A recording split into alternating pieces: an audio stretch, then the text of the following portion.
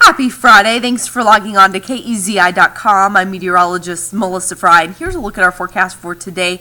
And as we head into this weekend, we are starting to break records all over the place because it's about to get quite toasty. We've already seen temperatures along the coast pushing into the 80s Friday morning.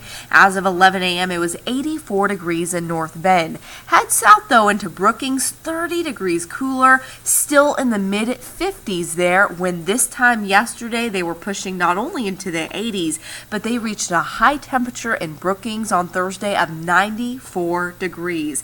The reason for the difference? Onshore flow. It does everything for the coast. They have a cloud layer, some fog there, those onshore winds keeping things actually quite cool. Whereas you head into the central coast, it's offshore winds bringing those temperatures up into the mid 80s. For the valley, we're already into the upper 70s and low 80s, but you notice in central Oregon, quite a bit cooler there as well, only in the mid 60s. Here's what's going on. We have what's called a heat low, or a thermal trough, moving up the Oregon coast.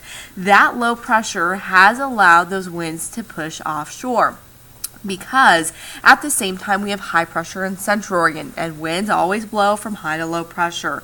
So as those winds come from the east, they descend down the west slopes of the Cascades. As that happens, the air compresses and it heats up even further than it would have already been under these clear skies and that ridge of high pressure overhead. So again, because of those east winds, that air is compressing into the valley and warming up.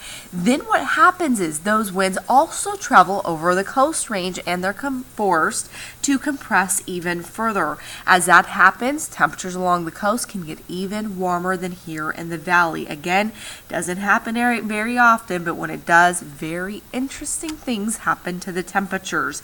The other thing that we're watching is air quality, because we have that wildfire burning over 2,200 acres there just to the west of Oak Ridge. And with east winds moving in, some of that smoke is starting to be pushed down into the valley. As of right now, again, as of Friday morning, the air quality in Eugene is still good. That could start to creep up into that moderate category, especially near Cottage Grove and Cresswell as we head into the weekend. So we'll continue to monitor that here through the weekend and keep you updated. As for the big game at Autzen Stadium this weekend, kickoff at 3:30 against Michigan State. Again, it is going to be hot, even hotter than today. We're looking at a high temperature of 95 degrees. That'll hit right at about halftime. And again, it's going to be sunny and perhaps a little bit hazy and smoky as well. Otherwise, as we continue to travel through the weekend, we'll drop to about 90 on Sunday. That's when we're going to start to see those winds returning onshore.